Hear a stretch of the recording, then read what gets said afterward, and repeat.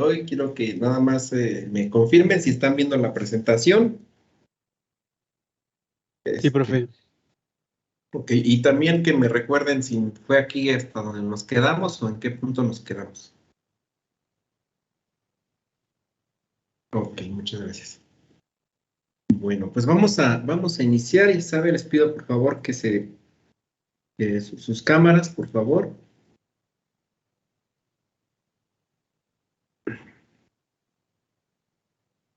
Y bueno, déjenme checar.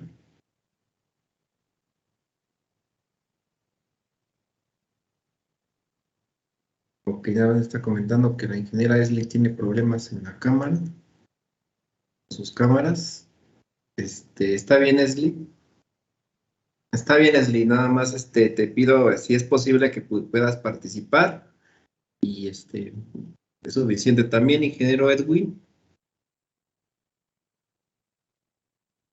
Ok, igual Edwin. Nada más les pido sus participaciones, por favor, para no tener mucho conflicto. Ok, entonces, bueno, vamos a iniciar, ingenieros. Somos 29 en sala. Dos compañeros, pues lamentablemente por cuestiones técnicas no pueden estar presentes, pero los demás sí, por favor. Les pido por favor que se conecten todos, porque hasta el momento nada más tengo 20, 20 compañeros, 5, 10, 15, 20 nada más. 25 ahí se va aumentando. 20, 21, 22, faltan por ahí más. ¿Qué pasó con los demás?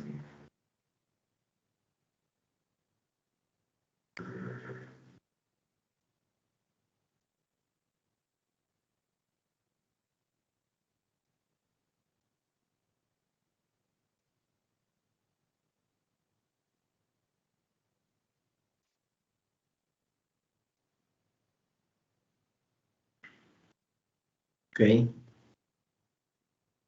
26, oye, ya estamos. Ahora sí.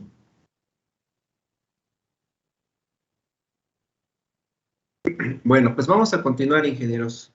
Les pido por favor que tengan todos sus apuntes, sus tareas a la mano, por favor, que con lo que vamos a trabajar.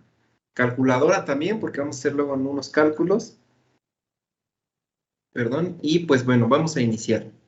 La clase pasada, pues determinamos que pues otros de los datos que teníamos que buscar para el diseño de flechas y árboles de transmisión de potencia en su parte inicial del análisis era encontrar las propiedades mecánicas del material. Ya habíamos nosotros identificado ahora los diagramas de fuerzas cortantes, de momentos flexionantes, el par de torsión, que son valores muy importantes en el desarrollo de este problema.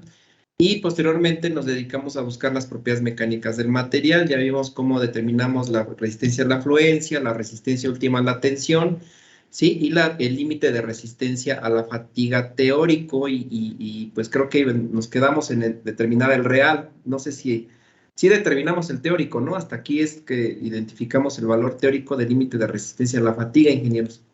Entonces, pues el valor que tenemos aquí es el valor teórico obtenido de la tablita que está arriba, del límite de resistencia a la fatiga, que es la propiedad mecánica que nos falta determinar.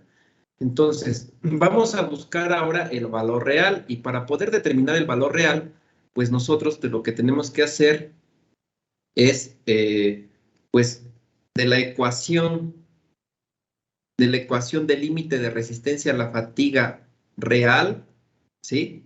Nos falta determinar los factores que reducen el límite de resistencia a la fatiga en condiciones reales. ¿Y cuáles son esos factores? Bueno, ya en condiciones reales, cuando nosotros ya vamos a diseñar una pieza que ya va a ser usada en una máquina ya de forma real, entonces vamos a buscar como mínimo estos 5 factores. Van a ser como mínimo, ingenieros. Hay más factores, podemos llegar en un diseño hasta 30, 40 factores. En este caso solamente vamos a usar 5 factores que son los principales, los como obligatorios, y pues para que ustedes también puedan identificar que el límite de resistencia a la fatiga real, pues se tiene que considerar estos datos, ¿sale? Entonces, para poderlos determinar, pues nos vamos a una información que inclusive unos apuntes que yo ya les di, les pedí de tarea y que también les di ya en sesiones pasadas. Y pues nos vamos a la siguiente información. Voy a hacer un poquito más grande la presentación y nos vamos con el primer factor. Creo que el primer factor no lo hemos determinado, ¿verdad, ingenieros? ¿O sí ya lo habíamos determinado? No, creo que no. No, profe. No, ¿verdad? Ok, bueno, entonces vamos con el primer factor. De los 5 factores, el primer factor va a ser el factor de tipo de carga, ¿sale? Pero el tipo de carga que esté presentando fatiga en nuestro árbol de transmisión. Y puede darse 3 casos, ¿sale? 3 casos que se presenten por fatiga en nuestro árbol de transmisión. El primer caso puede ser que ocurra una fatiga por flexión, que las cargas que esté soportando el árbol de transmisión, las cargas por fatiga sean por flexión. Entonces, cuando ocurra esto, el factor por carga va a ser 1, le vamos a poner el valor de 1, ¿sí? Pero puede darse el caso que aparte de que haya una fatiga por flexión o a lo mejor individualmente, exista una carga axial, pero por fatiga, ¿sí? Puede darse el caso, si encontramos que en nuestro árbol de transmisión hay una carga axial, pero por fatiga, entonces usamos este factor de 0.7. Y en el caso de que exista fatiga torsional, cargas que produzcan fatiga torsional, entonces pues usamos este otro valor, ¿vale? Bueno, pero para ir identificando estos datos, ingenieros, vean, estamos hablando de 3 tipos de cargas que podrían producir un factor considerable para como reducción de resistencia a la fatiga. Pues nos vamos a ir a los diagramas de cuerpo libre para ir identificando esos valores. Y pues me voy a los diagramitas que hicimos la clase pasada, a estos diagramitas que ustedes ven ahorita aquí, ¿sale? Para poder identificarlos. Ahora, vean, las cargas que nuestra pieza va a estar pues soportando, nuestro árbol de transmisión es el árbol del punto A al punto D. Estos son los diagramas de cuerpo libre ahora sí que en cada dimensión de este árbol de transmisión. Y vean, las cargas son estas cargas que dice WTA, WTC, WRA y WRC. Estas son las cargas, las demás son reacciones. Entonces, las cargas que están aquí, yo les preguntaría, ¿son cargas que producen flexión?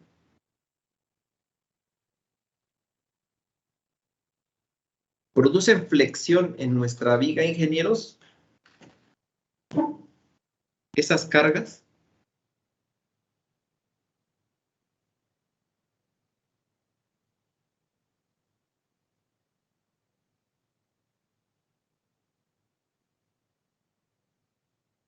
Pues yo digo que sí. Aquí vamos a asegurarnos. Vean las cargas, cómo están actuando en nuestra viga. ¿Producirían flexión? O sea, aquí es no dudar. ¿Sí o no? Sí, las cargas en el punto C. Pues todas las cargas que ustedes ven ahí producen flexión. O sea, si nuestra viga, pues si esta viga fuera como si fuera, podríamos decir que fuera muy maleable, pues realmente el punto A estuviera flexionado hacia abajo, ¿sí? Como un trampolín, y el punto C pues estaría como que colgado, ¿no? Como un columpio. Entonces ahí habría flexión. Y pues lo podemos ver en los diagramas de cuerpo libre que tenemos de los momentos por flexión. Acá abajo hay flexión. De hecho, los valores máximos están aquí en el punto B y vean, y en el punto C son donde están las flexiones máximas, ¿sí? Entonces, vemos que estas cargas producen flexión. Aquí están los diagramas, sí hay momentos de flexión. Pero ahora yo les pregunto, ¿esta carga por flexión produce fatiga?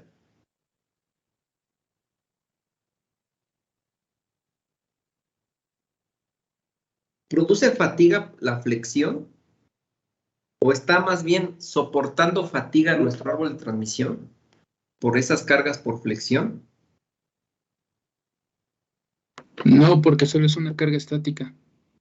En el momento hay una carga estática, exactamente, en el momento, ¿sale? Pero ahora vamos a ver las condiciones en las que va a estar trabajando el árbol de transmisión. Las condiciones es que va a soportar estas cargas, pero va a estar girando nuestro árbol de transmisión. En esas condiciones, ¿la flexión va a seguir siendo estática? No. Ya no es estática, ¿verdad? Entonces, ¿cómo sería la flexión?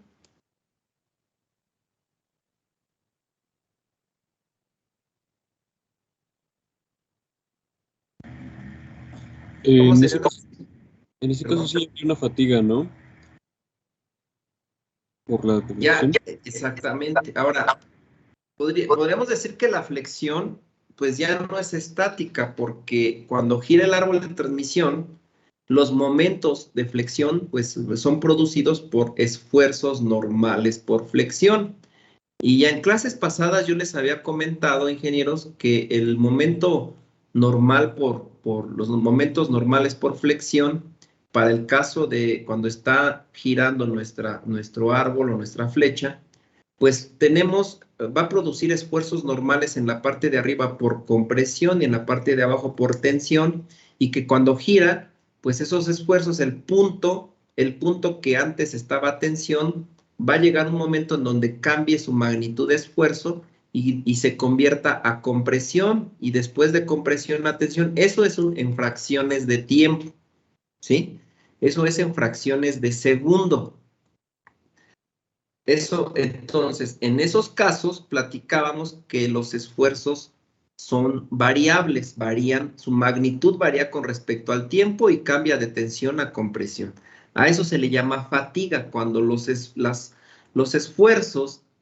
para que producen flexión cambian de positivos a negativos, pues entonces es cuando se produce una fatiga en cortos periodos de tiempo, ¿sale?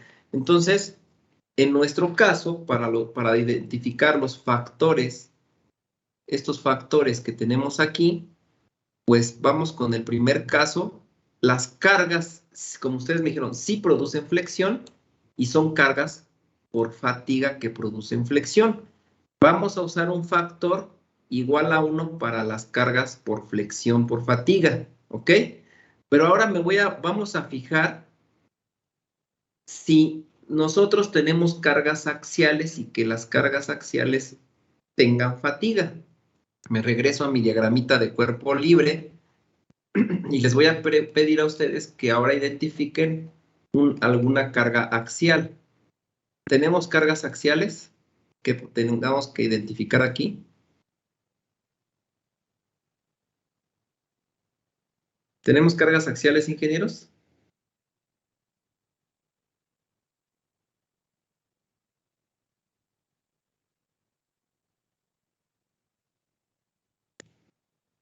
¿Sí o no, ingenieros? ¿Tenemos cargas axiales? ¿Cómo identificar a una carga axial?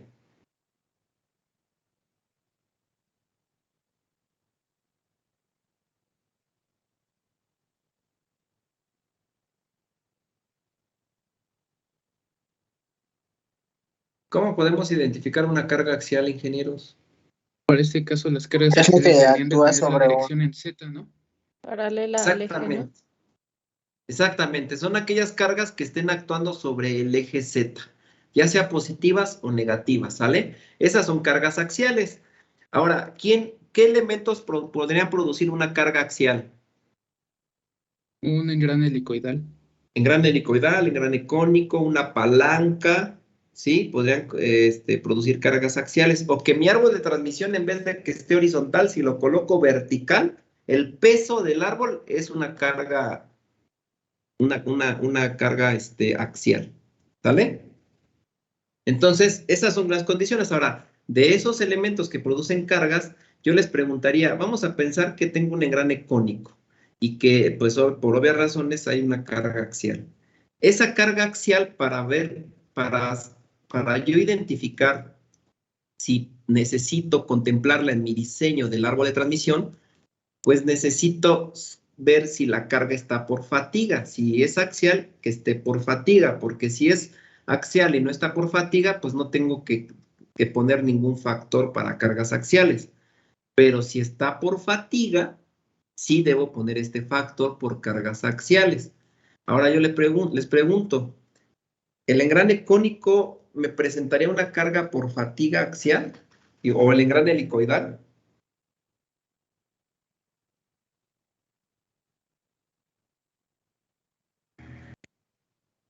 Podría ser como en el caso anterior, que al estar en movimiento se convierte tanto en una fatiga como en una carga axial. Ajá, o sea, tú imagínate que todo un engrane cónico o helicoidal está siempre en movimiento, ¿sí? Y que pues va a tener una carga axial, obviamente. Yo les pregunto, ¿esa carga axial está por fatiga? Ahora, ¿cómo dijimos que en qué casos una carga se encontraba en condiciones de fatiga, ingenieros? Otra vez para identificarlo. ¿En qué condiciones una carga podemos decir que está en fatiga?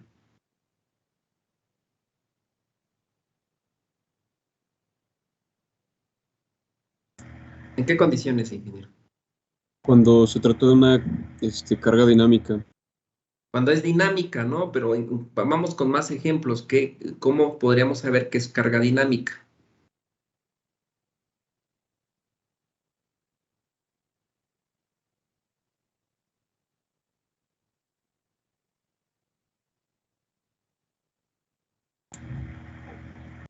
Pues como el caso del engrane, ¿no? Como dice, el estar en contacto con el árbol está haciendo una carga, pero se está moviendo.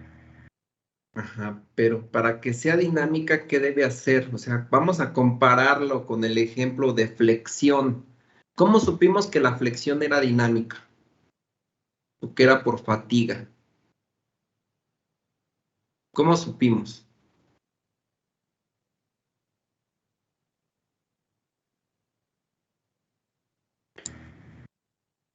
Pues porque hay un movimiento en la carga, ¿no? Es decir, no está puntualmente estática, sino que se está moviendo, entonces determinamos que sigue siendo tanto una carga por flexión y a la vez produce fatiga porque está en dinámico.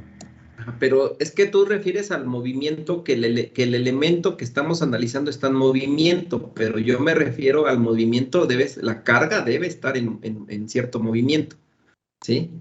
Ok. Por eso les Se vamos a ref- identificar cuando una carga, ya sea por flexión o axial o torsión, cuando una carga está sometida a fatiga. ¿Cuándo podemos decir que esa carga está por fatiga?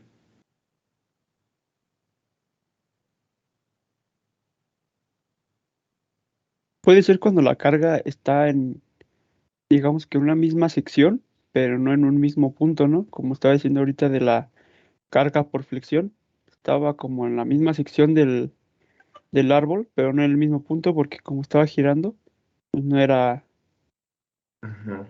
no quedaba en el mismo punto. Sí, pero estaban, o sea, la flexión no estaba en el mismo punto, pero ¿qué pasaba con su magnitud? Es variable, ¿no? Puede ser de tensión y compresión. Exactamente, ingeniero. La carga que estés analizando, pues de repente cambie de un valor positivo a un valor negativo, tensión, compresión, ¿sí? O en el caso de la torsión, pues que cambie de giro, ¿no? De repente, ¿no? De un sentido positivo a un sentido negativo, ¿sí? Cuando cambie en fracciones de tiempo positivo a negativo, entonces estamos hablando de cargas por fatiga invertidas, ¿sí? En esos casos, un engrane, su carga axial está por fatiga, está cambiando de positivo a negativo en fracciones de segundo.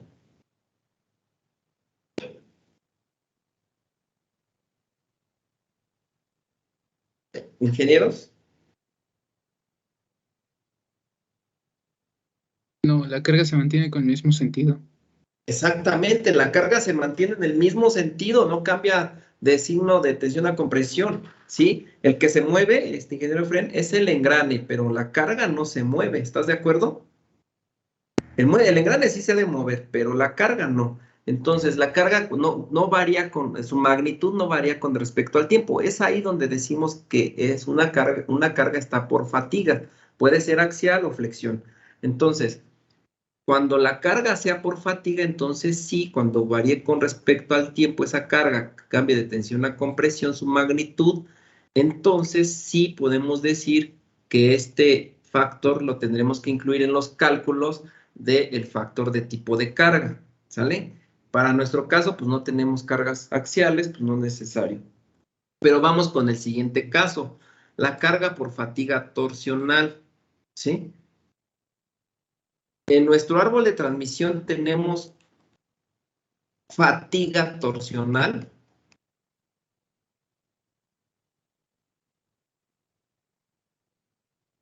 Aquí están nuestros diagramas, nuevamente regreso a ellos.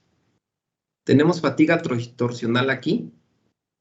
Pues no, porque nada más está hacia un mismo como sentido de la torsión. Sí, exactamente. Para empezar, para que ustedes identifiquen una fatiga torsional, nada más váyanse a un punto, ingenieros. No se vayan a todo el diagrama de torsión, nada más váyanse a un punto, el punto A, por decir así. ¿Sí? Y aquí vamos a, imagínense, para imaginarse la carga por torsión. El punto A, cuando ustedes encienden la fuente motriz, que es el motor eléctrico en este caso, empieza a generar un par de torsión.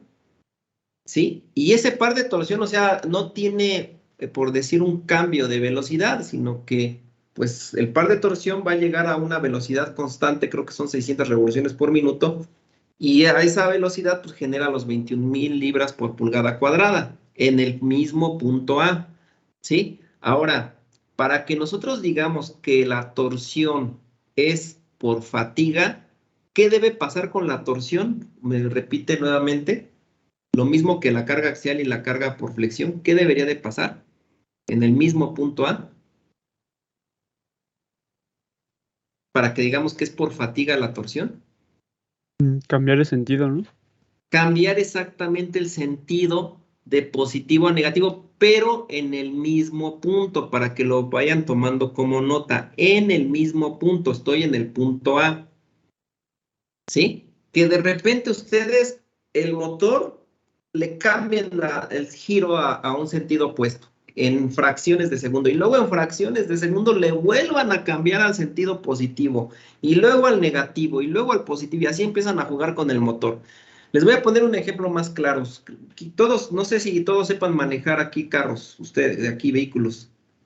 ¿Sí saben manejar? Bueno, imagínense que van ahí en el periférico o van en una autopista y van rumbo a Cuernavaca, le ponen la quinta velocidad y que de repente se les ocurra ponerle la reversa. Y le ponen la reversa y luego inmediatamente antes de que ocurra el segundo, le cambien otra vez a la quinta velocidad o a la segunda o a la tercera velocidad. ¿Sí? ¿Qué pasaría en esos casos con su carro, con su transmisión? ¿Qué pasaría, ingenieros? Pues se puede reventar, ¿no? Pues yo creo que no se puede, más bien se van a reventar todos sus engranes y árboles y todo lo que tenga ahí, ¿no? La transmisión. Entonces, bueno, en esos casos es cuando ocurriría una fatiga por torsión, que de repente ustedes le inviertan el giro positivo a un giro negativo, ¿sí? También por torsión, ¿sale? Entonces, en nuestro caso, ¿la torsión cómo es? Aunque esté girando el árbol, ¿cómo es la torsión? Constante. Es constante. Entonces, pues no vamos a incluir un factor por carga torsional por fatiga. No lo vamos a incluir. ¿Sale? No lo incluimos. ¿Cuál de estos tres entonces es el único que ocurre en el árbol que estamos diseñando? El carga por flexión. La carga por fatiga por flexión. Entonces es la única, ingenieros, que vamos a poner aquí. Entonces, para nuestro caso, pues aquí les vamos a poner que el factor va a ser por torsión y aquí está. ¿Sale? Este es el caso que vamos a poner. La carga por flexión es lo único. Les dirá, habrá casos muy particulares que exista alguna otra de estas, pero para nuestro caso es 1. ¿Ok?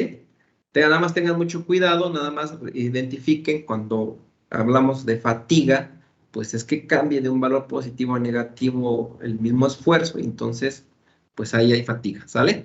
Entonces, bueno, el árbol de transmisión que nosotros estamos diseñando está sometido a flexión repetida invertida, que es fatiga, la flexión repetida invertida es fatiga, y la torsión pues va a ser constante, como ya lo dijo el ingeniero hace un momento, ¿sale? Bueno, entonces, ¿alguna pregunta con respecto a este factor, ingenieros, para identificarlo? ¿Ninguna? No, profe. Ok. Bueno, pues vamos al siguiente factor, y este factor también les voy a pedir toda su atención, por favor, ingenieros, todos los que aquí presten mucha atención porque es muy importante. Y vamos a ver el factor por tamaño. El factor por tamaño, les comenté en su momento cuando les di la clase de estos factores, se toma en cuenta cuando los árboles de transmisión posiblemente sean muy grandes, o sea, estemos hablando ya de árboles con diámetros de dimensiones bastante grandes. Entonces, cuando ya son valores muy grandes, se utilizan pues ya factores de tamaño que afectan la resistencia a la fatiga del material. Sin embargo, ahí puede ser que ustedes estén diseñando árboles de transmisiones también pequeños. Y bueno, me voy al primer caso, ¿no? En el caso de factor de tamaño. Vean que el factor de tamaño sería la unidad, o sería 1, cuando el diámetro del árbol que ustedes estén diseñando no sobrepase la magnitud de 0.3 pulgadas, casi 8 milímetros, ¿sí? Casi 0.3 pulgadas. ¿Qué casos serían esto? Pues por lo regular, ingenieros, cuando utilicen factor 1 es porque están haciendo la probeta de la viga rotativa. Una probeta que es bien pequeñita, que su dimensión no va a sobrepasar los 10 milímetros y que su acabado es espejo. Si ustedes recuerdan, cuando les comenté, les hablé de la prueba de la viga rotativa, de la fatiga, pues la probeta era una probeta acabado espejo y era de un diámetro muy pequeño. Pues hagan de cuenta que esa probeta tendría un factor de tamaño de 1. Lamentablemente para el diseño mecánico, los tamaños de las flechas o árboles de transmisión van a ser superiores a ese valor. Imagínense, 8 milímetros, pues no llega ni a 1 centímetro. Van a ser superiores. Y puede ser que nosotros tengamos valores que superen pues el centímetro de diámetro y que se llegue a las 10 pulgadas, o es decir, a las 250 milímetros o 25 centímetros. Imagínense el diámetro de un árbol de transmisión o de una flecha de 25 centímetros. Si ustedes toman su regla, la regla con la que trazaban sus dibujos ahora sí que desde la primaria o desde el kinder, pues una regla tiene 30 centímetros. Imagínense, 5 centímetros menos, pues aún así el diámetro de una flecha de 25 centímetros es muy grande.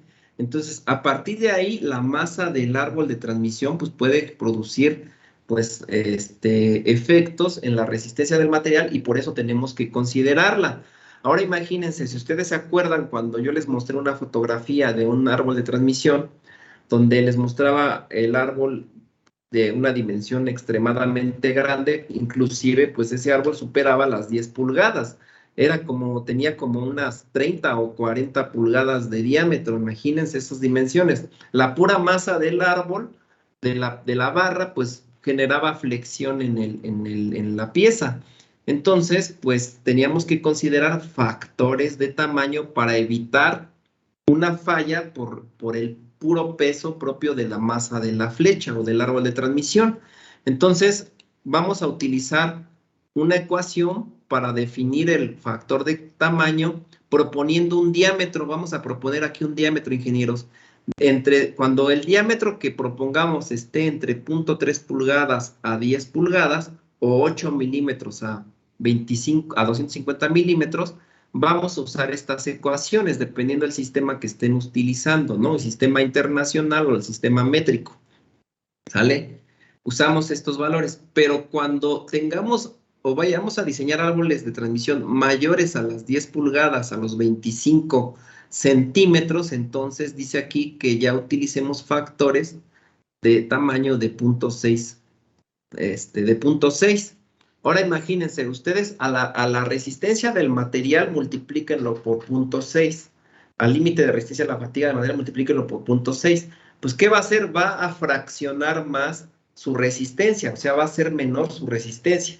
Entonces, ¿qué vamos a hacer aquí? Vamos a identificar un diámetro. ¿Y cómo lo vamos a identificar? Pues me voy a regresar a los diagramas de cuerpo libre otra vez para poder identificarlo. Y les voy a dar un tip que no lo van a encontrar ni en los libros, ingenieros. Este tip se los comparto yo por la experiencia propia en el diseño de estas piezas y que, bueno, a través de los años, pues he observado este fenómeno y pues les puede ayudar mucho. No es una ley, no es una norma, tampoco el tip que les voy a pasar, es pura experiencia, pero pues les va a ayudar muchísimo, ¿sale? Entonces, si quieren, pónganle ahí en sus apuntes, para poder proponer un diámetro de árbol de transmisión en el factor de tamaño,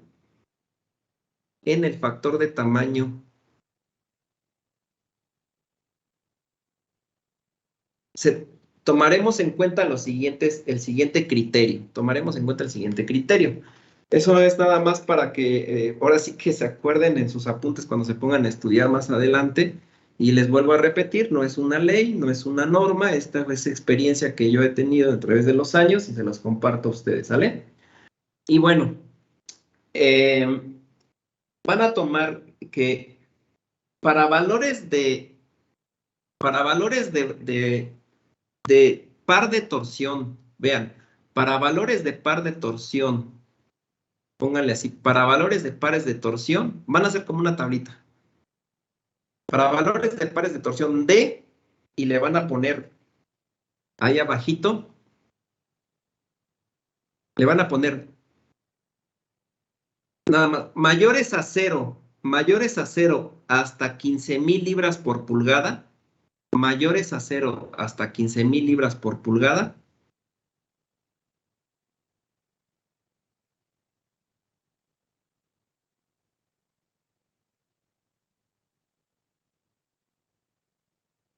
y le van a poner otra vez arriba, proponer diámetros D, poner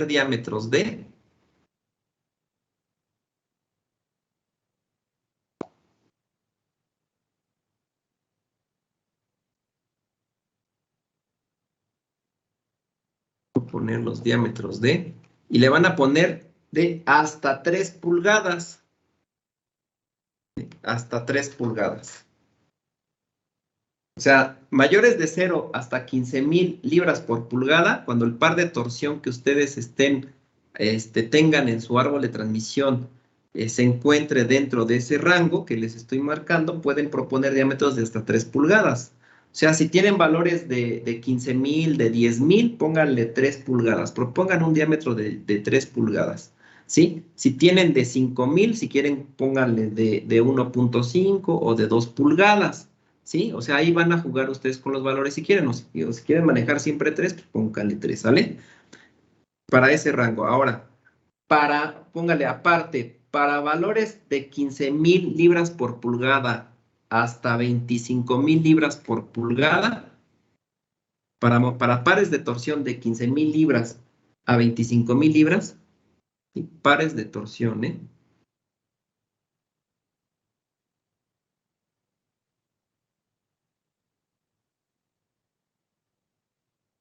Propongan diámetros de hasta 4 pulgadas. Pongan diámetros de hasta 4 pulgadas. O 4 pulgadas, si quieren ponerle 4, pues pónganle 4, no hay ningún problema, ¿no? Si le ponen, si tienen 15,500 y le ponen 4, pues no hay ningún problema. ¿Sale? ¿Ya lo anotaron? Ahora, para valores de 25,000 libras por pulgada a 35,000 libras por pulgada, propongan diámetros de 5, de 5 pulgadas.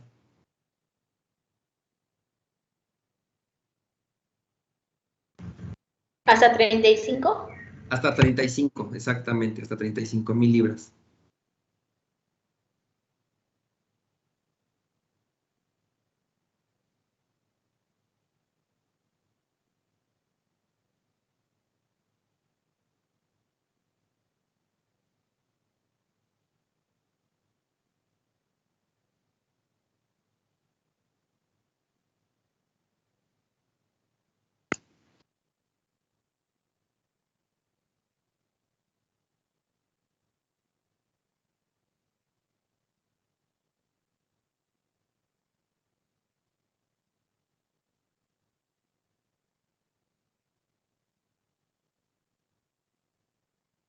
¿Ok?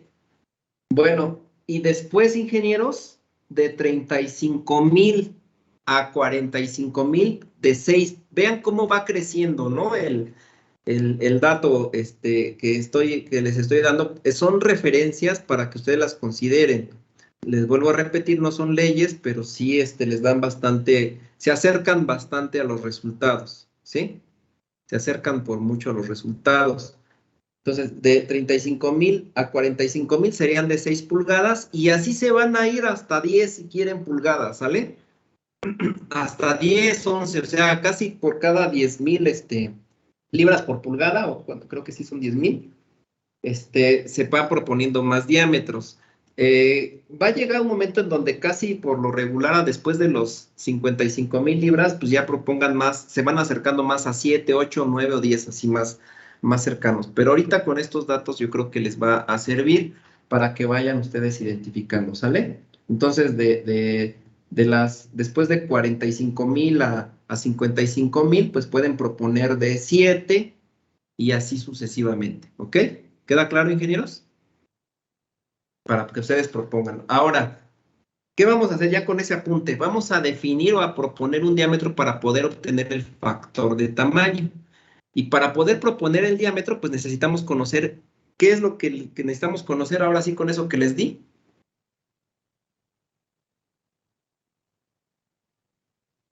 ¿Ingenieros? De torsión. El par de torsión, exactamente. El par de torsión, pero ¿qué creen que es el par de torsión resultante? Pónganle ahí en sus notas qué es el par de torsión resultante. Porque si nosotros vamos a los diagramas de cuerpo libre que ahorita les estoy mostrando en pantalla, vamos a encontrar, híjole, perdónenme, ingenieros, me equivoqué. No es par de torsión, es momento flector. Perdónenme, discúlpenme el error. Pónganle que son momentos de flexión. Los valores que les di son momentos de flexión. ¿Sí? En la tablita son momentos de flexión. Perdónenme, corríjanlo, discúlpenme.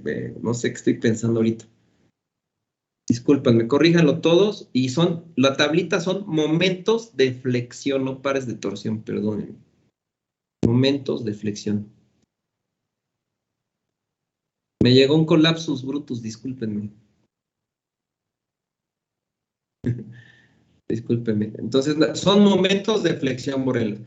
Entonces, el momento de flexión que estamos hablando en esa tabla es un momento de flexión resultante, ¿sale? Es la resultante de los momentos de flexión. Entonces, si nosotros vamos a estos diagramas, si se dan cuenta, pues tenemos dos momentos de flexión en cada punto. O sea, si yo quiero analizar el punto B, pues tengo el punto B del plano YZ que tiene una magnitud de momento de flexión que es 21,000 libras por pulgada, pero también tengo en el plano XZ, en el mismo punto B, pero en el plano XZ tengo un momento de flexión que vale 7,643,37 libras por pulgada, ¿sale? Entonces, ¿cómo determino yo la resultante del momento de flexión en el punto B, ingenieros? ¿Cómo lo determinamos?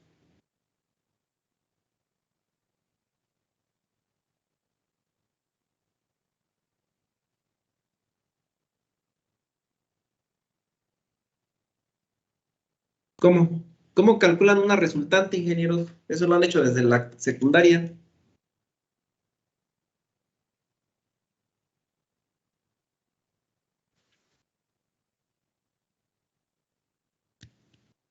¿Ya no se acuerdan?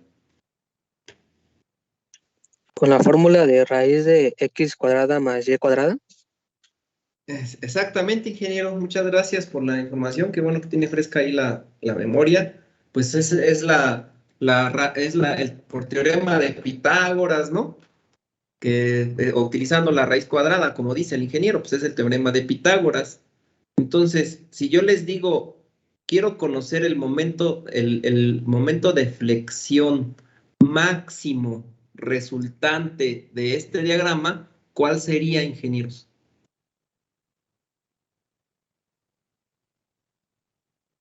¿Cuál sería el momento? ¿Cómo obtendrían ese valor? ¿Cómo lo obtendrían?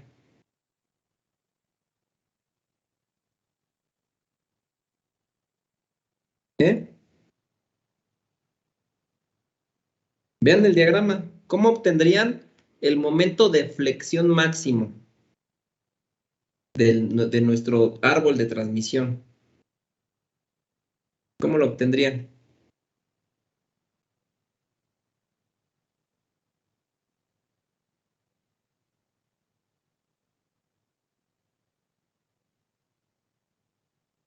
¿Cómo?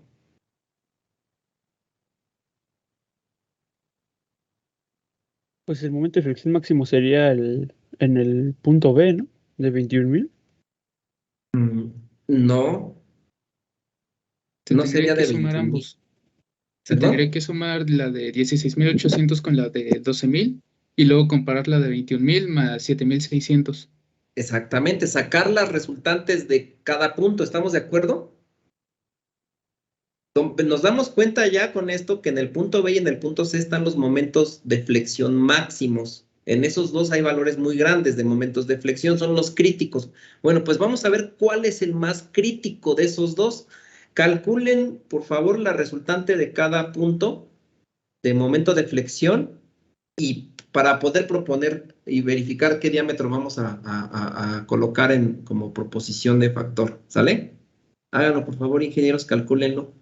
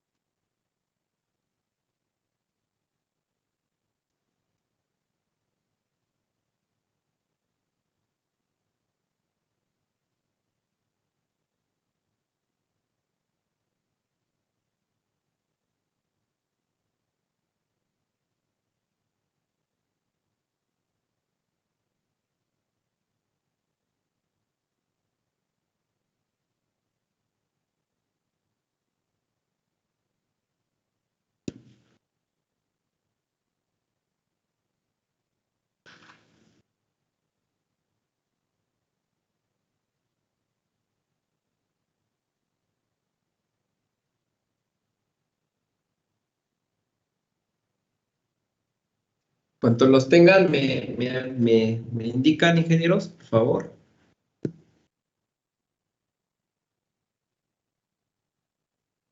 Bueno, de los 28 que somos, ya estamos menos en pantalla, no los veo los demás.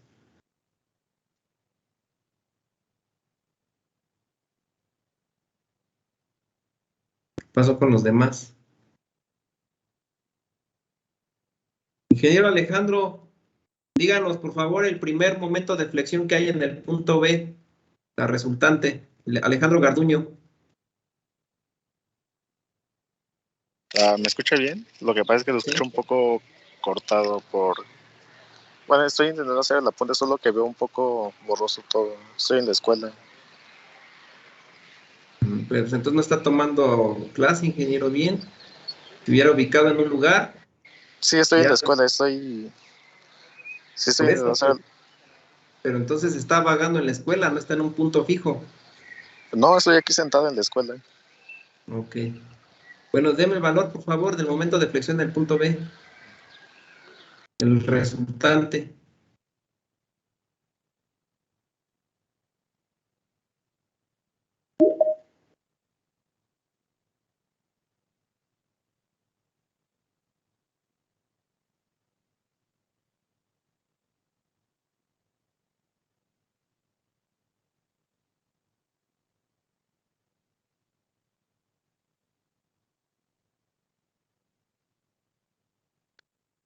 Ya lo perdimos al ingeniero. Alejandro.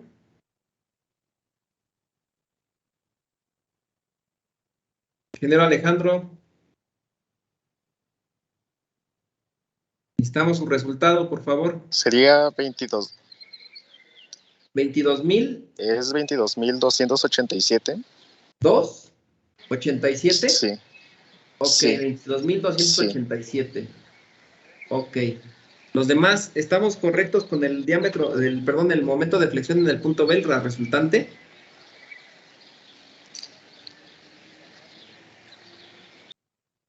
¿Sí es correcto? Me da diferente por muy poco. ¿Cuánto le da? 22,347.73. Bueno, a mí me daba lo mismo que usted. 22,347, ¿va? .73. Sí. Ajá. Y a ver, los demás ingenieros, por favor, que nos confirmen esos resultados. A mí también me da lo mismo que ustedes. Muy bien, ingenieros. Ahora Sí, a sí, mí también, profe. ya vimos ese momento de flexión en el punto B. Ahora, en el punto C, ¿cuánto nos da? ¿Cuál es su valor?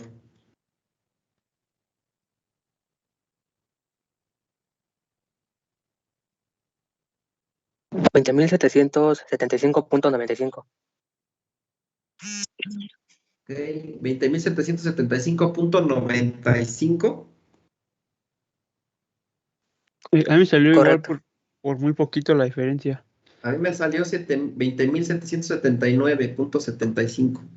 Ajá, a mí me salió igual eso. Sí, ¿no?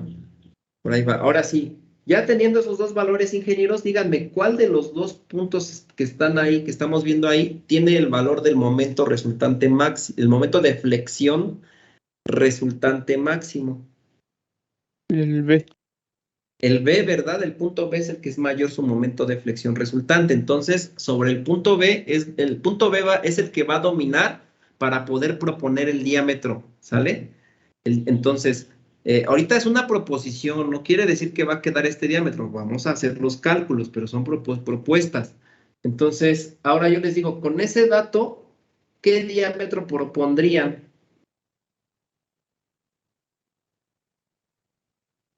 El de 4 pulgadas, ¿no? 4 pulgadas, exactamente. Entonces vamos a proponer un diámetro de 4 pulgadas, ingenieros, para el caso de nuestro factor de tamaño, y pues vamos a tomarlo así. Vamos a tomar la ecuación, ingenieros, para proponer el diámetro. Tomamos esta formulita que ahorita les estoy subrayando. Como nuestro diámetro está dentro de este rango entre 0.3 pulgadas y 10 pulgadas, nosotros lo estamos poniendo como 4, vamos a usar esta fórmula. Y de esa fórmula, sustituyan la D por el valor de 4. ¿Y qué dato les da? ¿Qué resultado les da?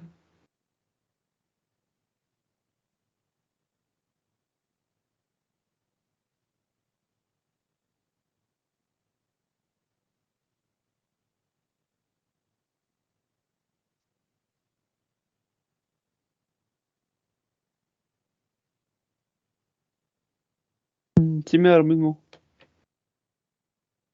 ¿Sí le da .700, bueno, 7,568? Sí. Muy bien. Entonces, ingenieros, de esta manera, con esta información que acabamos de obtener ahorita, es que vamos a proponer un diámetro, ¿sale? Con esta información, entonces, en nuestro caso, para el árbol de transmisión que estamos diseñando, según los resultados que obtuvimos, pues lo que sucedió es que tuvimos que proponer ahora un diámetro de 4 pulgadas, sustituirlo en esta fórmula y obtener su factor de tamaño. ¿sale? Ese es el valor que vamos a usar como factor de tamaño, ¿ok? No sé si tengan alguna duda con respecto a este factor, ingenieros.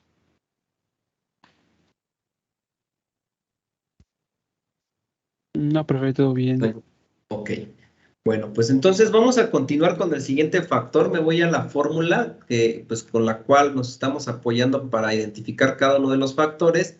Ya tengo el factor por carga, el factor de tamaño y me falta el factor de acabado superficial. ¿Sale? ¿Qué acabado superficial le vamos a dar a nuestro árbol de transmisión según el proceso de manufactura? ¿Con qué proceso de manufactura le vamos a dar el acabado, ingenieros?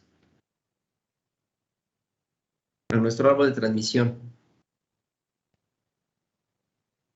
¿Con qué proceso?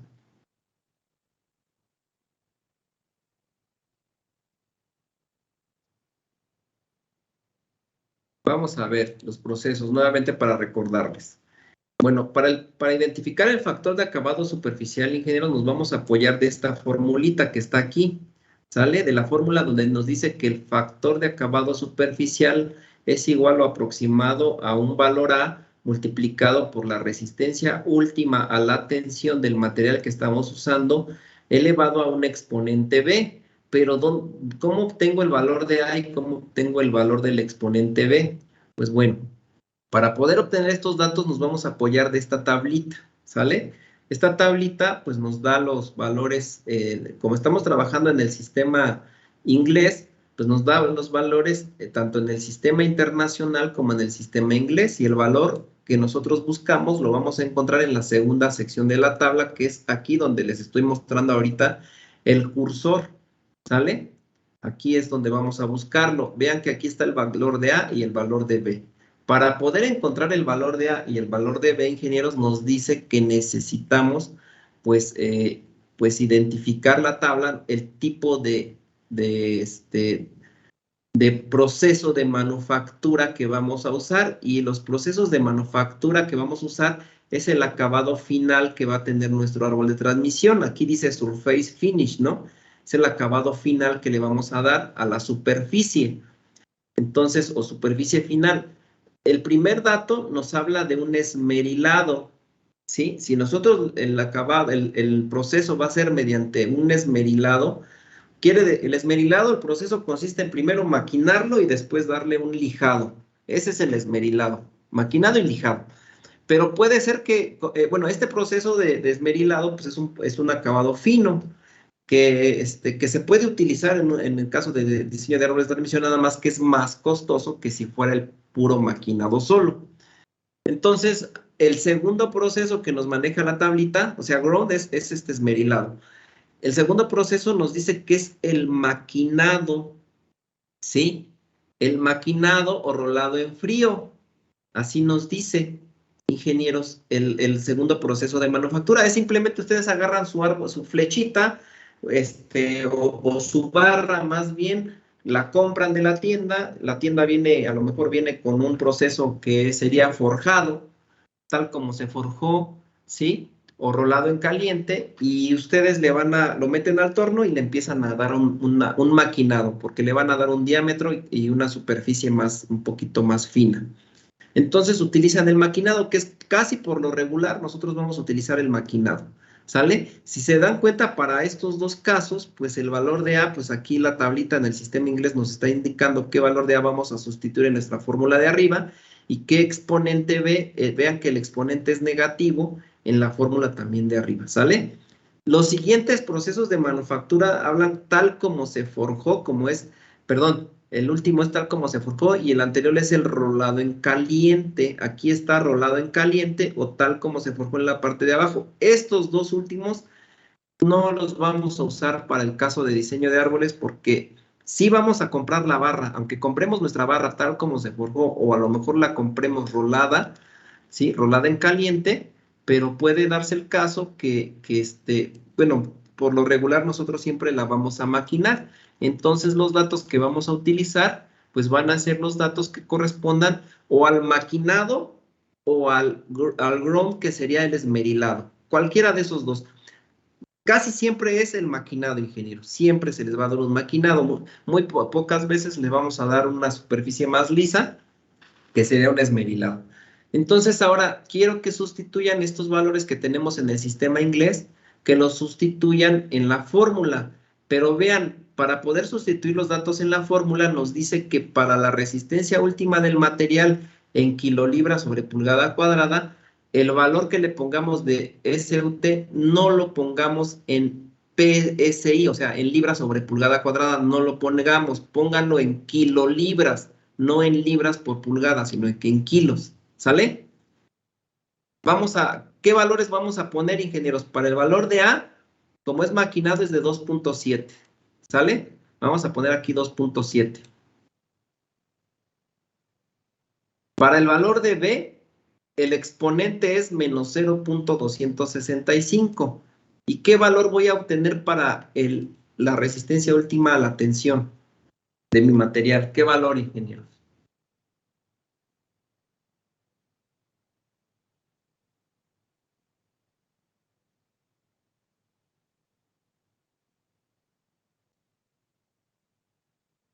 ¿Qué valor? 117,000 era, ¿no? 117,000 exactamente. Entonces, nos dice ahí que no pongamos, que no lo pongamos en PSI, que lo pongamos en KPSI. Entonces serían 117, ¿estamos de acuerdo? 117 KPSI. Ponemos 117, ¿y cuál sería nuestro resultado de factor de acabado superficial? 0.764. Bien. Ahí está el factor. El valor, pues, es adimensional, ingenieros, no es no tiene ninguna dimensión, es adimensional el factor de acabado, son factores, todos los factores no tienen dimensiones, y este es el valor que vamos a usar. Entonces, todo este valor ahora, el factor de acabado, es el que vamos a sustituir en la ecuación de arriba. ¿Sale? ¿Alguna duda o pregunta? No, profe. Ninguna. Muy bien. Bueno, vamos a ver cuál es el siguiente factor. Voy a ir a la ecuación otra vez para verificar qué factor es el que le sigue. Me llevo a la ecuación para determinar el límite de resistencia de la fatiga real. Ya tengo el de acabado superficial y el que le sigue es el factor por temperatura. ¿Sale? Vamos a determinar el factor por temperatura. ¿Y en qué condiciones podemos determinar ese factor? Pues vamos a estas condiciones, ¿ok? Aquí está. De hecho, lo voy a poner para que los que no alcanzaron a poner la fórmula de acá la apunten, ¿sale? Pero bueno, estamos en el factor por temperatura. El factor por temperatura nos da también, de hecho nos da dos casos para poder definir su valor. Va a depender, este factor por temperatura, quiero que quede bien claro, depende de cómo va a estar trabajando ya el material, el árbol de transmisión, cómo va a estar trabajando, bajo qué temperaturas va a estar trabajando en condiciones normales, ¿sí? No quiere decir que cómo se concibió la barra, el proceso por el cual se concibió la barra, esa temperatura, nada que ver con este factor. Recuerden que el material que estamos usando es un acero IC 1144 OQT a 1000 grados Fahrenheit. Ese dato de 1000 grados Fahrenheit nada tiene que ver con este factor. Para que quede bien claro, porque sí me ha pasado que se equivocan, ¿sí?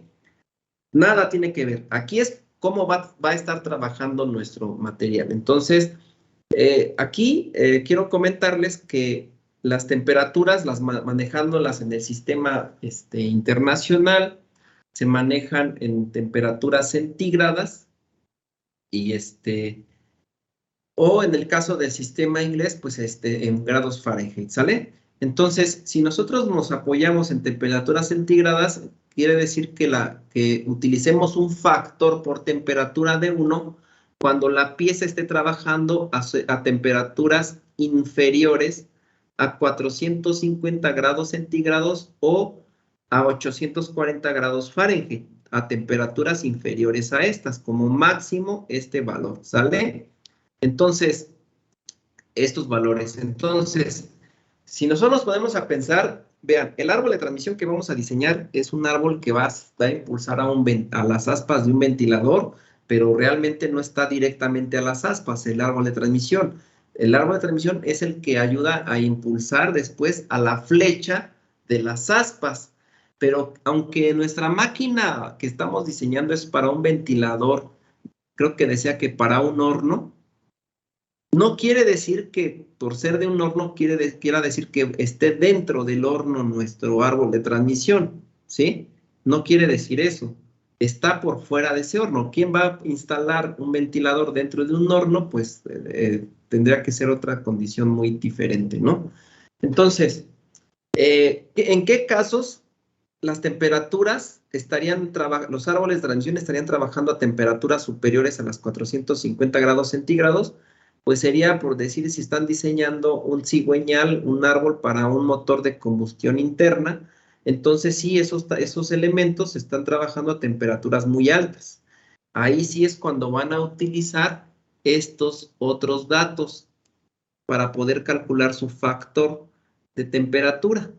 Si están diseñando un motor, la flecha o el árbol de un motor de combustión interna y que esté esta flecha o árbol esté trabajando por temperaturas superiores de los 450 grados centígrados hasta los 550 grados centígrados, utilicen estos valores.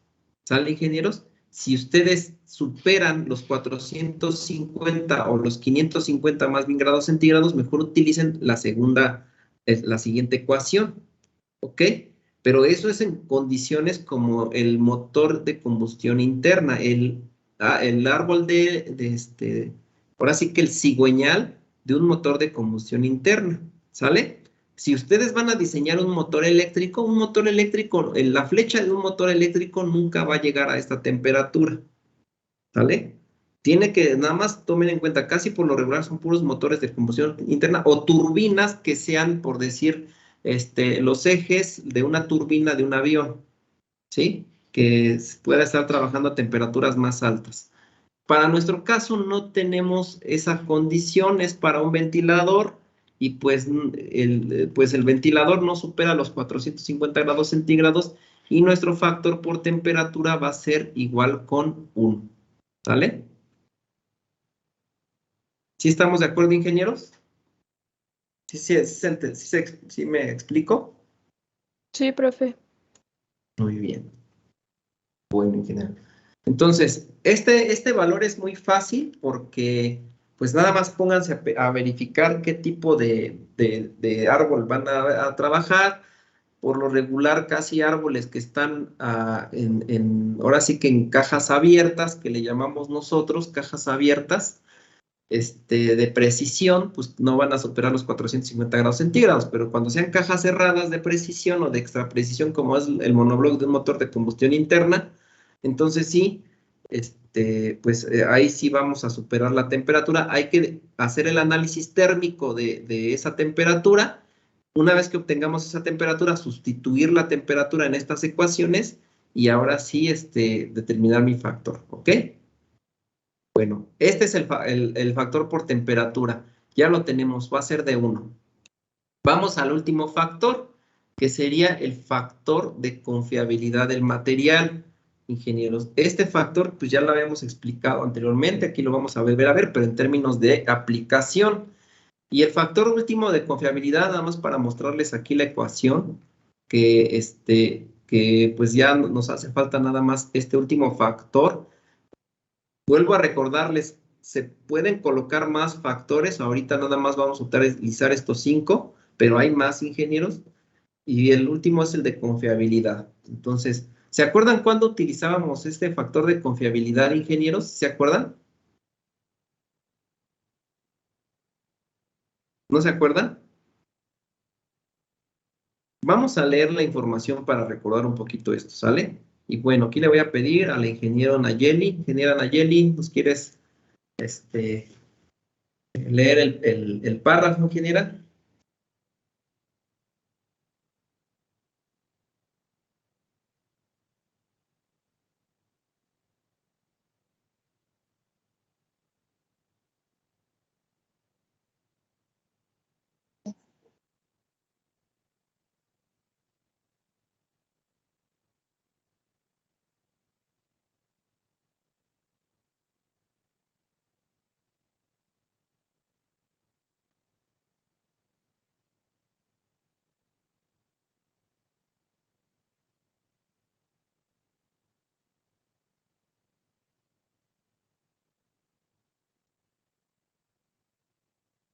Muchas gracias, ingeniero.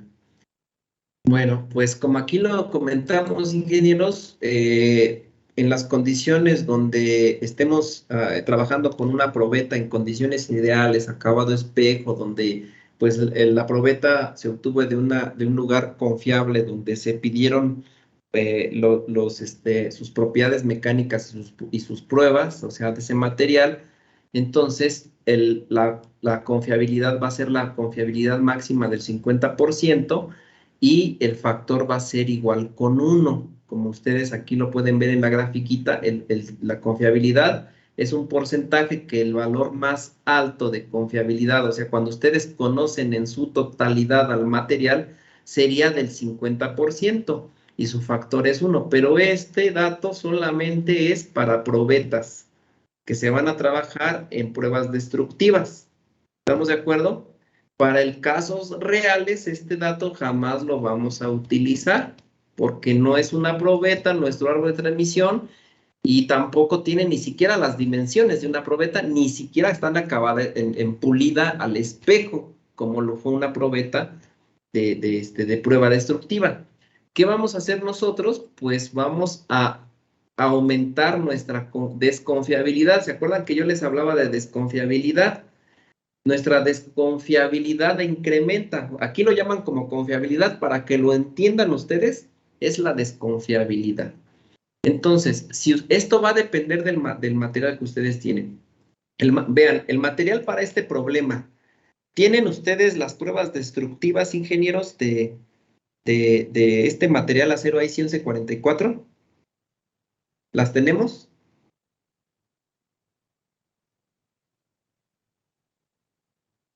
¿Sí las tenemos, ingenieros?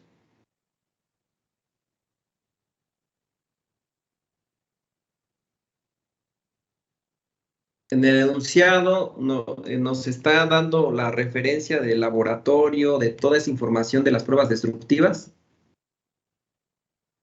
¿Las tenemos o no las tenemos?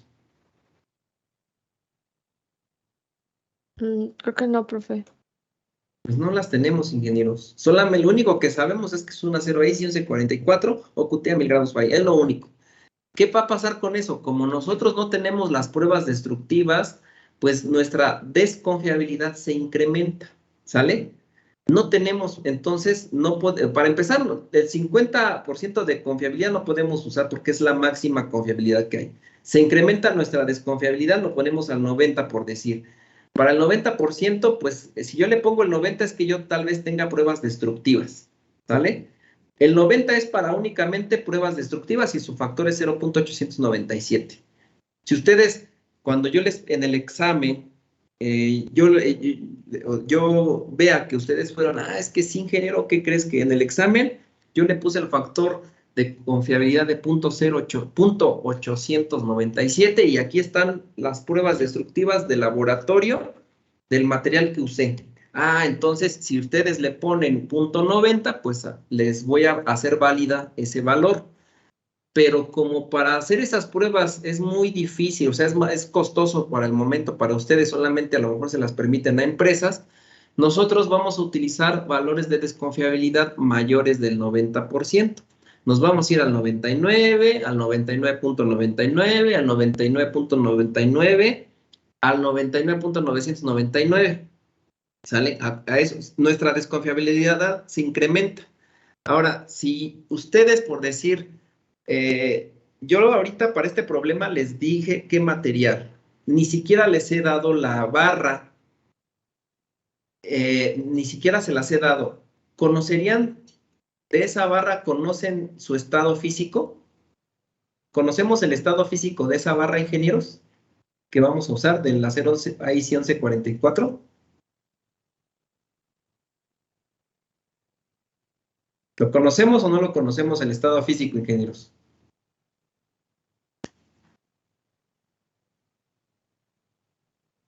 No.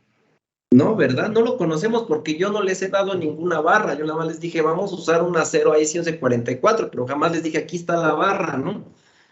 Pues, ¿qué creen? Que pues eso hace que la desconfiabilidad se incremente y voy a brincarme a otro grado de desconfiabilidad. Vean, no tengo pruebas destructivas, ni siquiera he visto la barra en su estado físico, pues incremento mi desconfiabilidad, ¿sí? Aquí este valor va a depender, ingenieros, en esta tablita del porcentaje de desconfiabilidad, depender del diseñador que son ustedes. De qué tanta desconfianza le van a tener al material. Si su desconfianza se incrementa al máximo, donde de plano no tiene ningún dato más que saben el tipo de material, pero o a lo mejor ustedes vieron el material, sí lo tienen en su mano, pero aparte ven que tiene golpes y que está oxidado ese material y que no tiene ninguna prueba destructiva, entonces su desconfiabilidad incrementenla al último valor al 99.99%, ¿sale? Ese valor es porque ustedes la pieza que usaron conocen el material, vieron la barra, pero la barra está de la patada, ¿no? Entonces utilicen este valor. Para valores de confiabilidad menores, pues vayan aquí tomando otros valores. Para este caso, como ejemplo teórico, ingenieros, vamos a usar el valor de la desconfiabilidad del 99, que nos da un factor de 0.814. Vamos a usar nada más este dato para este problema, ¿sale? ¿Qué va a pasar, ingenieros? Y se los comento ahorita. Para el examen, yo les voy a pedir que ya no me utilicen ninguno de estos valores, de los 3 primeros valores, o al menos del primero y del que yo elegí, no lo elijan, ¿sale? Ninguno de estos valores me van a elegir otros. Y me van a poner por qué eligieron el valor, ¿sale? Aquí para el caso, aquí le puse, para el diseño de nuestro árbol de transmisión, tomaremos una confiabilidad del 99%, considerando que no tenemos los resultados de las pruebas mecánicas hechas al material que usaremos, y debido a esto desconocemos la uniformidad estructural de la barra, y le vamos a poner este valor, ¿sí? Ahorita en condiciones teóricas. Para otros casos, ustedes ya me designarán otro valor. Este valor ya no se los voy a hacer válido de ahora en adelante, ¿vale?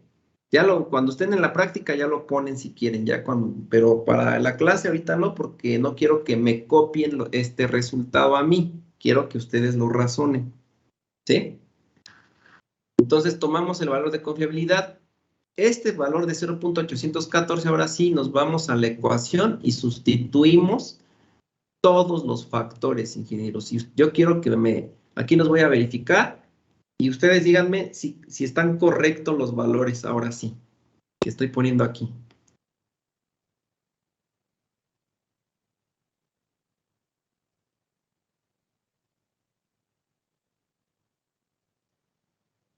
Verifíquenlo, por favor.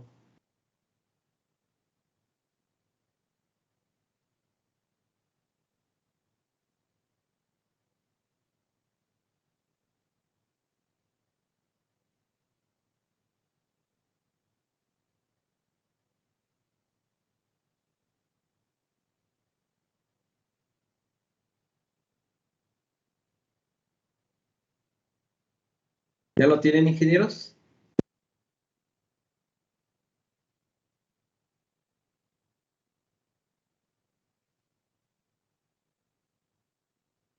Necesito saber si están correctos, porque si copié mal uno, nos vamos a equivocar en el límite de resistencia a la fatiga real.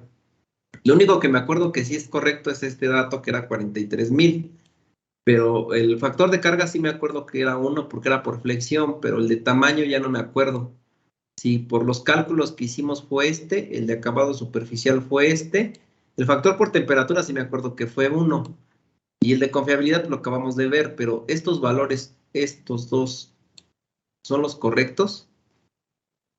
Sí, profe. ¿Sí? Ok, ya entonces, una vez obtenidos esos valores, por favor háganme la operación para conocer el límite de resistencia a la fatiga real.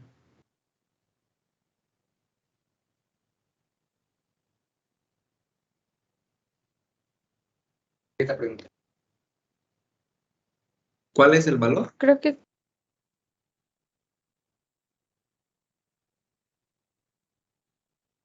20,200. Muchas gracias, ingeniera Nayel. A mí también me salió Ahí bien. está. El mismo valor. Muy bien, ingenieros. Este es el valor del límite de resistencia a la fatiga real. Vean, ingenieros, cómo nos disminuyen los factores cómo nos disminuyen el límite de resistencia a la fatiga teórico. ¿Ya vieron? Cómo nos disminuyen el valor. Nos debilitan el material, pero son necesarios colocarlos. Si no los incluyen, estarían ustedes pues determinando un valor incorrecto y les iba a fallar el material en algún punto, que a lo mejor ustedes dirán, es que ¿por qué falló si utilicé todo? Bueno, pues es que no utilizaste factores que reducen la resistencia del material. ¿Vale? No sé si tengan alguna duda hasta aquí, ingenieros. Vean, ya tenemos todas las propiedades mecánicas del material, resistencia última a la tensión, a la afluencia, el límite de resistencia a la fatiga real ya lo tenemos los diagramas esfuerzos de formaciones, ya lo tenemos. ¿Qué nos falta? Nos falta conocer, ingenieros, el factor de diseño, ¿vale? ¿Se acuerdan cómo determinábamos el factor de diseño? ¿Sí se acuerdan?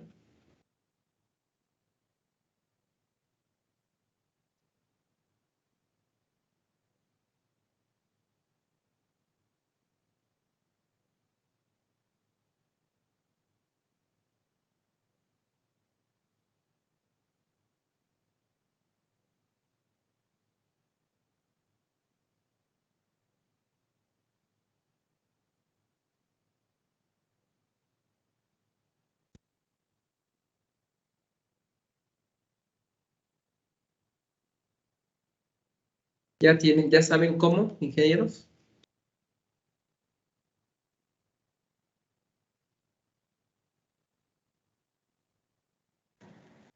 Según recuerdo que nos mencionó, era un factor que ya se nos daba. Ajá, o sea, como estamos hablando de factor de diseño, ya es un factor exactamente ya dado, ¿no? Ya no lo vamos a calcular. Si les hubiera pedido factor de seguridad, entonces teníamos que calcularlo. Pero ya el factor de diseño ya es un valor, como dice el ingeniero, ya está planteado. Pero hay un criterio para considerar ese valor. Depende del tipo de material, si es dúctil o si es frágil, y de unas consideraciones como las cargas dinámicas o el grado de confianza. Exactamente. Ahora vamos a ver el caso de nuestro problema.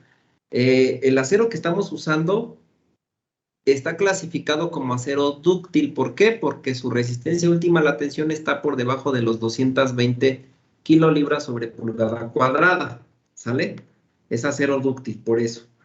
Ya tenemos el primer dato. ¿Qué otro dato dijiste, ingeniero? El tipo de cargas, como cargas dinámicas o estáticas. Exactamente. ¿Qué tipo de cargas tenemos? ¿Cargas dinámicas o estáticas? Son cargas dinámicas. Está sometido a cargas por flexión dinámicas. Las de flexión son dinámicas. Las demás, las de torsión son constantes, pero las dinámicas son de flexión. Ok, ya tenemos. ¿Qué más? Y un grado de confianza acerca de la carga. Exacto. Conocer el grado de confianza acerca de la carga. Eso va a depender del tipo de máquina que van a desarrollar. Si, en este caso estamos diseñando una transmisión para un ventilador. Por lo regular, los ventiladores y todos los ventiladores trabajan en funcionamientos suaves, así están clasificados. Pero si estuvieran trabajando con una máquina de minas, por una trituradora o una transportadora de trabajo pesado o otro tipo de maquinaria de transmisión de potencia ruda, pues entonces ahí ya las cargas tienen más incertidumbres y tendrían que incrementar el factor de diseño. Pero bueno, ya con estos datos, ¿qué más, ingenieros, necesitamos identificar para poder dar un valor de factor de diseño?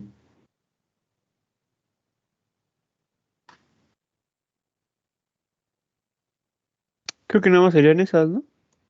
Serían esas. Entonces, ¿qué valores podemos considerar para el factor de diseño? ¿Qué valor? Pues aquí dice que 2.5 a 4. Ok, exactamente. Con eso que me acaba de decir el ingeniero, pues veo que está en esta diapositiva. Déjenme colocarla. Y ¿la están viendo, ingenieros? Sí, profe. Estamos en esta diapositiva, el ingeniero pues ya la ubicó, y pues los valores que vamos a considerar van a ir inclusive de 2 a 4 realmente. Entonces, ¿cuál de todos estos valores vamos a tomar, ingenieros? ¿Y por qué?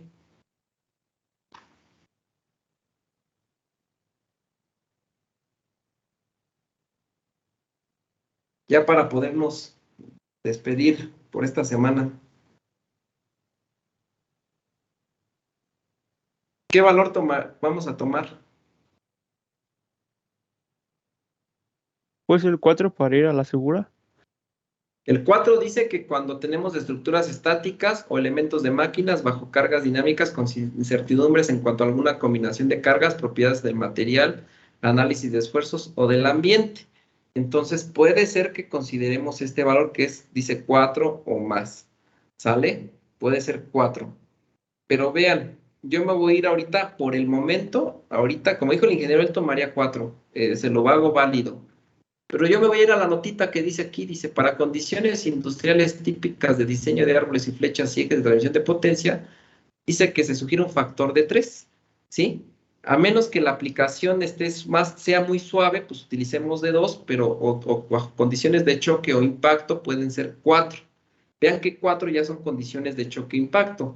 En este caso es para un ventilador, ingenieros, no va a tener choque o impacto, no vamos. Con esta notita, pues diríamos 4, por el momento no, porque no es una trituradora, no es una máquina de uso rudo. Es para un ventilador, entonces voy a utilizar el factor de 3, ¿sale? Este 3 es el que vamos a utilizar como factor factor de diseño. Y pues con esto, ahora sí, identificamos el valor, el factor de 3, con estas condiciones, vean. Para un elemento de máquina bajo cargas dinámicas con incertidumbre acerca de las cargas, propiedades de los materiales y análisis de esfuerzos del medio ambiente que estaba dentro del rango de 3, ingenieros, estoy poniendo la nota. Este es el criterio por el cual yo estoy considerando este factor de 3, que estoy sometido el árbol a cargas dinámicas, pero también tengo incertidumbre, ciertas incertidumbres acerca de las cargas y de las propiedades mecánicas de los materiales y análisis de esfuerzos o del ambiente, ¿vale? Por eso estoy tomando este valor de 3. Lo mismo van ustedes a hacer en el examen. Y con esto concluimos la clase de hoy, definiendo el factor de diseño que para nuestro caso va a ser de 3, en todo el árbol de transmisión, ¿vale? Bueno, pues les agradezco su atención a todos, su presencia y bueno, su interés. Pues nos vemos el día lunes para continuar con el diseño del árbol. Ya con esto casi definimos todos los valores y ya iniciamos los cálculos. ¿Sale? Ahora sí vamos a empezar ya con los cálculos. Que tengan un excelente fin de semana, una bonita tarde y nos vemos el lunes, ingenieros. Hasta luego.